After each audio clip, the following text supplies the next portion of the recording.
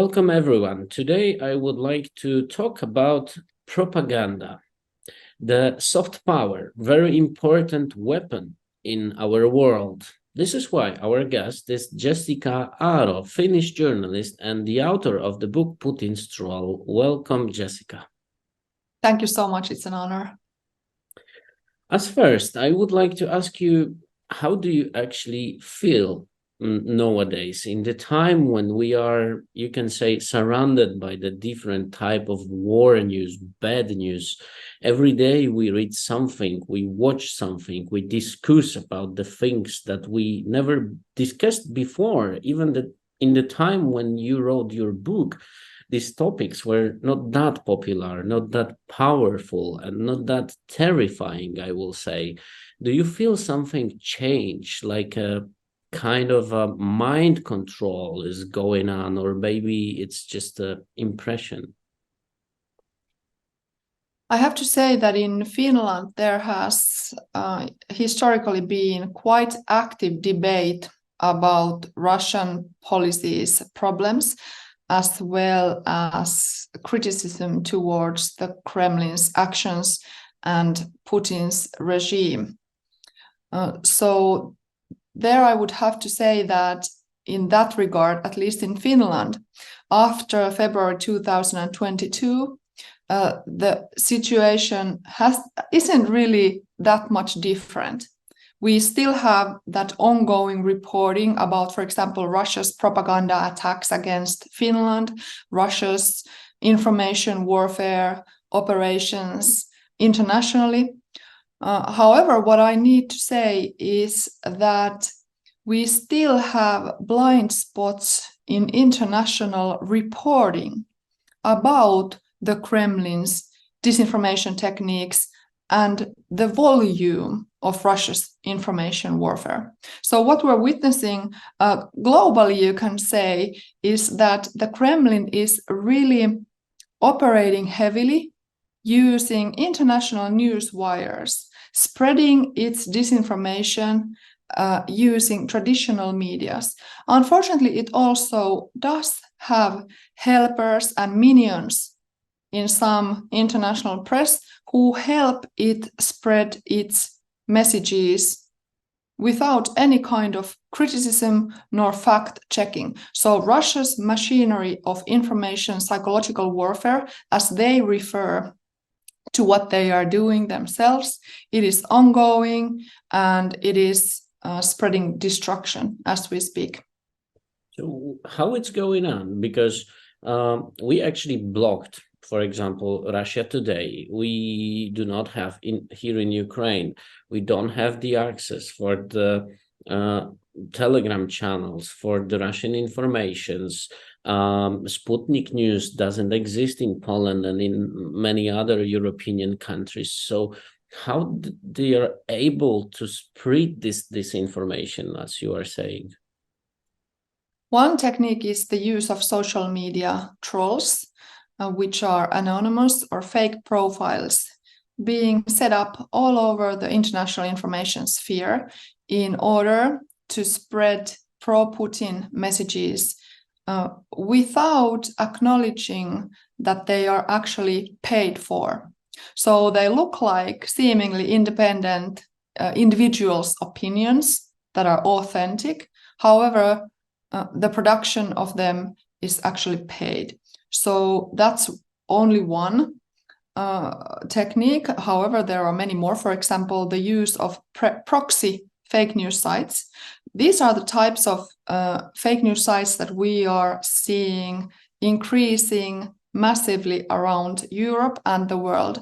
So anyone can basically set up very interesting looking news reporting professional looking website and claim that it is telling the stories that the mainstream media is hiding. Then when you look, so okay, what is it? So looks interesting, and you find the stories which are conspiracy theoretical, which are pro-Kremlin, which are spreading hatred against, let's say, minorities or certain population groups.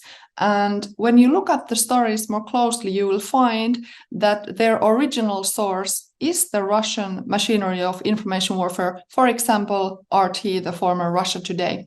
So we have these examples. For example, in Finland, we have a very infamous site that pretends to be, independent site.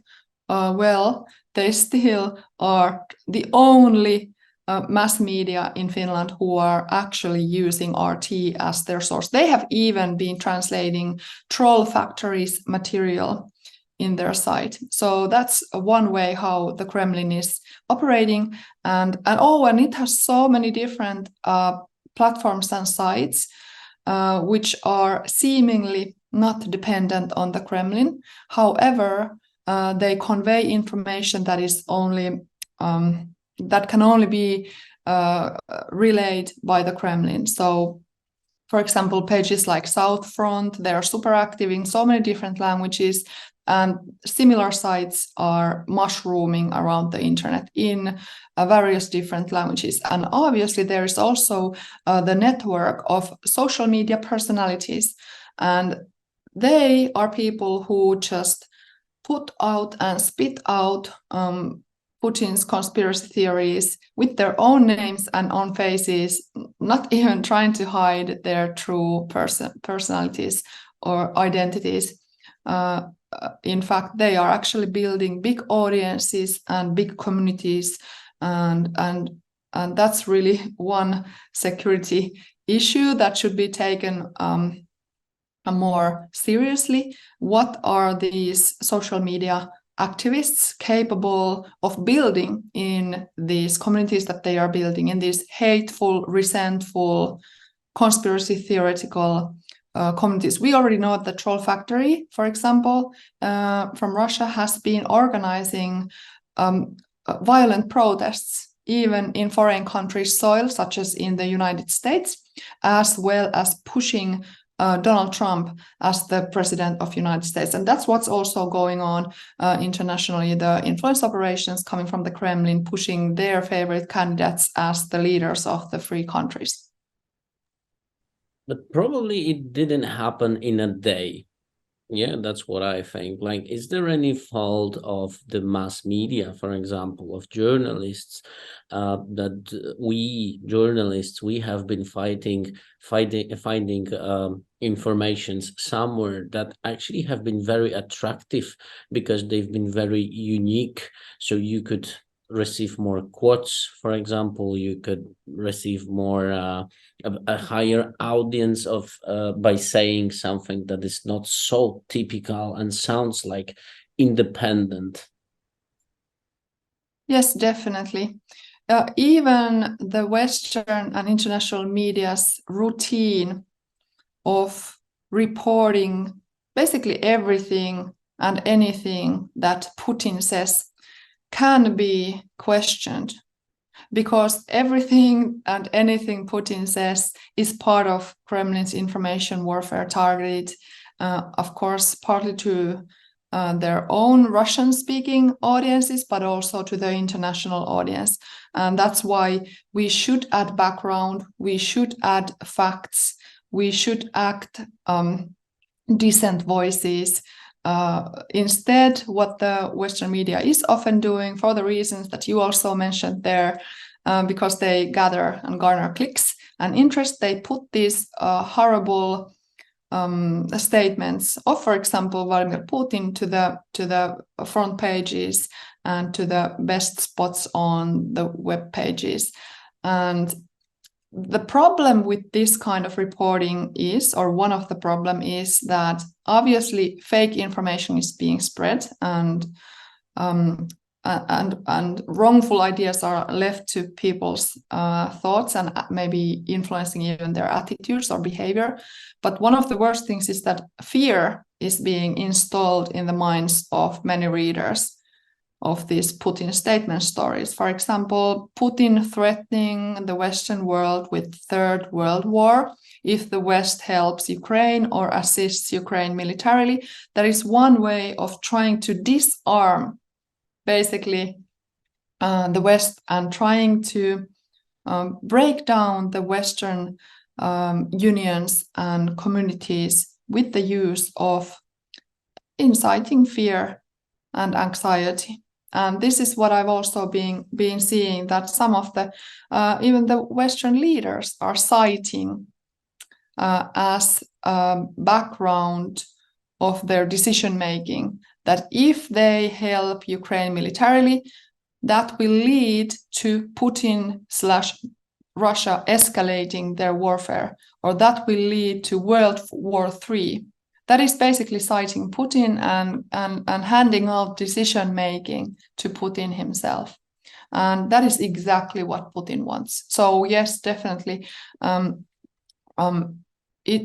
many questions should be asked about what would be the reasonable but still journalistic method of, for example, quoting Vladimir Putin. About 100 because at the same time, everyone needs to know what he's saying. Everyone needs to know how much he wants to influence us and what kind of things are on his agenda, because we need that information to, for example, prepare. About 100 years ago, Joseph Goebbels, he found out that television, video, a picture, it's a very powerful tool. He said it's the most powerful, but he didn't know social media. He didn't know internet. He didn't know the AI, for example, artificial intelligence. Do you think is our bless or our curse actually right now?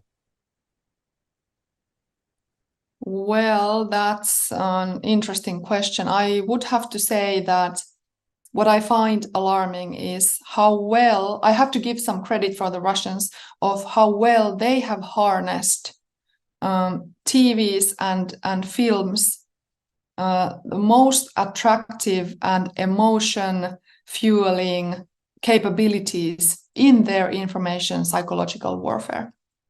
So they, for example, as early as mid-2000, when they started to make plans about these international channels of information psychological warfare, such as former Russia Today and now RT, which is super active in tens of countries, they actually built it in a manner that many Western medias seeking readerships and audiences should be actually quite envious of. They were so savvy that they could really incorporate those same capabilities that you mentioned, that Goebbels found, into the social media sphere. So they built these channels that are effectively 24/7 influencing real people's emotions, and through people's emotions triggering them into action. And yeah, so I would have to say that luckily social media only rose in 2000. However, we still have so much to fight, because the social media companies do not take any responsibility of the violence and hatred that their channels are helping to incite. They are basically enablers of Russian security service controlled trolls and social media political agitation. It sounds very sad, because at the beginning of 2000, we believed that the internet will be a new world. We will find a true in the internet, and now we need to select the informations, and we built kind of a fear, from the beginning of our conversation about disinformation and propaganda. But I would like to also ask you, like, how to find it, how to know, as a typical regular reader or the watcher of any news, how to find that this may be disinformation, may be propaganda, what kind of tools we can use to trace the fake news, what we should be aware of? First, I think you're at the core of the first and foremost important question. As a journalist, I believe that the reader of traditional medias or the audience member of traditional medias shouldn't have to think whether what they're reading is true or not, or shouldn't have to doubt whether it's true or not. However, nowadays you have to do it. You have to basically be able to compare information, process information, compare data coming from different sources, understand what kind of method scientific methods are, what kind of information can be obtained with different kinds of journalistic and scientific methods. And still, if the disinformation is well enough produced, you might be tricked. So, but as an individual, you can always demand for better service. For example, I really love to fuel people into contacting their local medias, whose consumers they are, and ask for better stories, more in-depth stories, more stories about this and that topic, because journalism works best in cooperation with the audiences. So I would definitely encourage people to demand for better journalism and fact-based journalism. So that's not the way to delete Facebook, to delete Instagram, to delete all social media, turn off the television, turn off the radio. That's not the way. Yeah? No, of course, because those are also the channels for proper information. And also the platforms where you can fight the trolls, for example. You can fight them back, you can backtrace them. On social media, it's actually super easy because it's public. And it's easy to see how the Russian trolls, for example, operate between and cross borders internationally in the international information space. You can see who they're communicating with, who they're really closely communicating with. Of course, if you're active enough, you can even try to infiltrate some of their secret communities, which it even makes it more interesting. But yeah, there are so many things that one can do to also fight the trolls. And I believe that if we would like to be protected from the trolls and from the disinformation, we also need to know how it happened in Russia, that this soft power, this weapon, is working that well, that the almost whole society, that's what we are actually have been told, is believing that Russia is helping Ukraine and they are liberating Ukraine from the bad peoples. And many times I hear the stories from Ukrainians that actually they have been liberated from having a house, from having a normal life, from having a freedom, and they are trying to tell it to their families living in Russia, to their friends living in Russia, but they are saying like, no, this is not true. Look, we are not there. We are trying to help you. These are not our aircrafts. These are not our bombs. How it happened?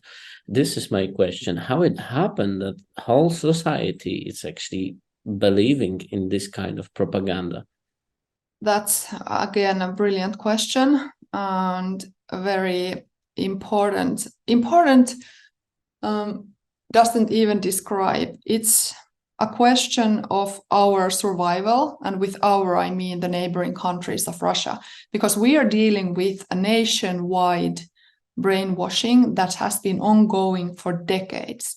So I found in my journalistic investigations hints and tips of Russian security services, former KGB, brainstorming with their best officers on the most efficient ways to attack and harm and damage the West without using kinetic or physical warfare.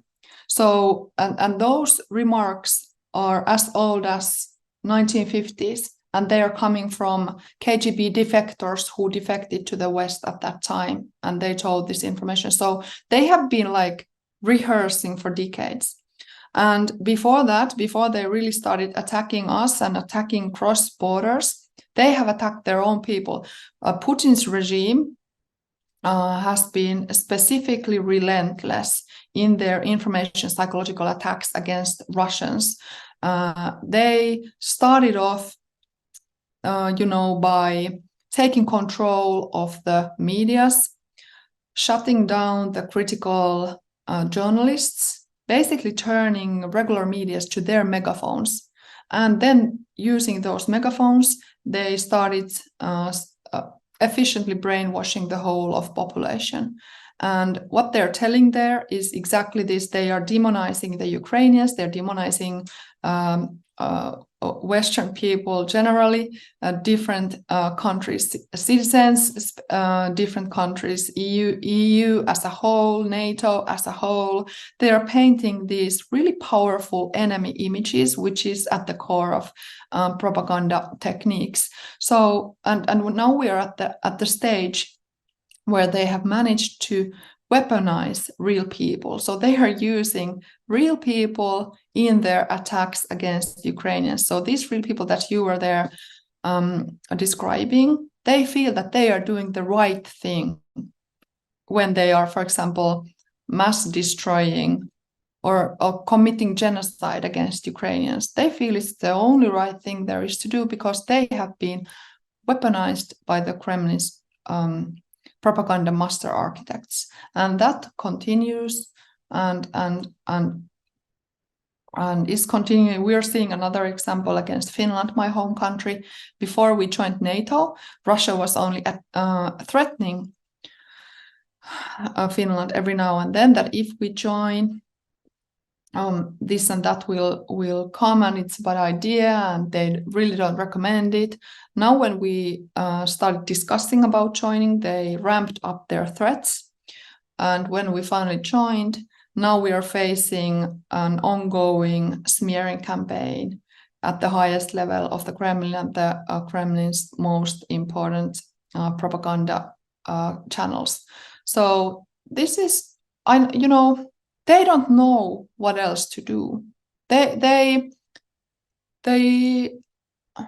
is normal for them. Yeah, this is just, this is them. This is them doing them. So if we know these all things that we are talking about right now, because it's not a secret, you can read about it, for example, in your book, but in many other sources as well. And my next question is, what happened that Ukraine is losing against this Russian soft power? Because we can see it a lot in Poland, for example, in United States, that people and the society is turning back of Ukraine. The Ukrainian information, they don't work that well as before. The humanitarian aid is stopping. The people are not that happy to support Ukraine anymore. So what happened? Why Ukraine is losing, we can say, probably this soft power war right now? I have to say that I would very much hope that it wasn't so. And there are still many positive developments on that regard. And luckily, there is still so much will to fight on behalf of Ukraine and by doing so on behalf of whole of the Western civilized world. However, Russia has been attacking the unity of the Ukrainian allies, as well as the European Union and NATO for a long time. They have been ongoingly questioning and threatening with repercussions, even terroristic ones, if and when the allies will help Ukraine militarily. So there is that, and of course there are also internal questions, political, internal, difficult, complex questions that are even difficult to see, for example, in Poland and other countries. So as the longer the war goes on, I believe the more chances Russia will have to turn people into doubting whether it is at all necessary or needed to assist Ukraine militarily. But this is why work like yours and work like every journalist who are bringing news every day from Ukraine is so super important. We have massive machinery targeting the truth and targeting people's will to defend. So yeah, that's where we are at. And however, I still want to stay positive and leave it to a positive note that there are so many allies and so much assistance still flowing in, and I want to see that making a difference. And we are talking mostly about the Russian propaganda, about the Kremlin disinformation, but I also see that very interesting things are happening in the Middle East, because there is also soft power war going on. And I'm wondering if you see any common things with the Kremlin propaganda and with Hamas, Hezbollah propaganda. Maybe it's based on some other disinformation technique used by the ISIS, for example, in the past. How does it work? How do you see it? Because it's very fresh, so it's probably very hard to talk about it right now. This is one of my favorite topics, because earlier in my career, as early as 2008, I looked heavily into jihadist organizations' use of social media as part of their recruitment and propaganda spreading. And back then, I looked into, of course, the Al-Qaeda affiliated organizations and their use of, for example, Finnish internet forums in recruiting people to go to fight to Somalia. But also I looked into the YouTube propaganda of the military wing of Hamas, the Issaddin al-Qassam brigades.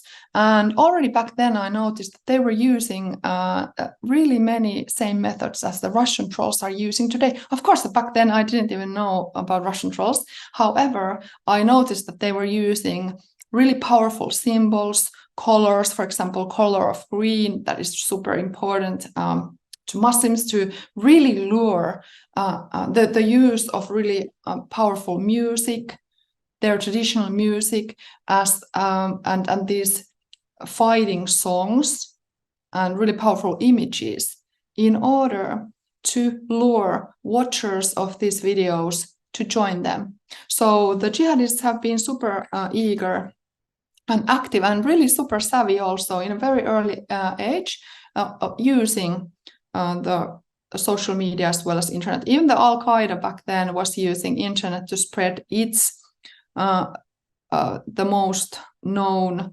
propaganda paper with which they were teaching different terrorist attack methods to wannabe jihadists. So, but also I have to say that Israel is also quite efficient in its own information operations, and it's also known to be efficient in them. What I also would like to ask, like, what is really going on in the Middle East with the soft power war, like right now? Because I remember the first day when everything happened, I've been watching CNN. We've been seeing a lot of terrible movies, what actually happened in the kibbutz near the Gaza zone. And we've been all shocked. We knew who is the victim and who is the aggressor actually in this conflict, in this war. And right now, after a few weeks, after a while, we started to see another pictures, another videos, and some of the people, many of the people, I think in Poland, for example, they started to change their mind. So who is the winner? What is going on? Can we say it right now? I really have to say that this goes beyond my pay grade. I have to say that I haven't been looking into this. closely enough in order to provide you a proper analysis of this. I'm sorry. Okay, so we need to wait. Yeah. Okay, thank you very much for the conversation. Jessikka Aro, Finnish journalist and the author of the book Putin's Troll, which I strongly recommend to read to everyone who would like to know anything about the current propaganda and about the world we are living in. Thank you very much for the conversation and for the interview. Thank you for having me, and thank you for your work.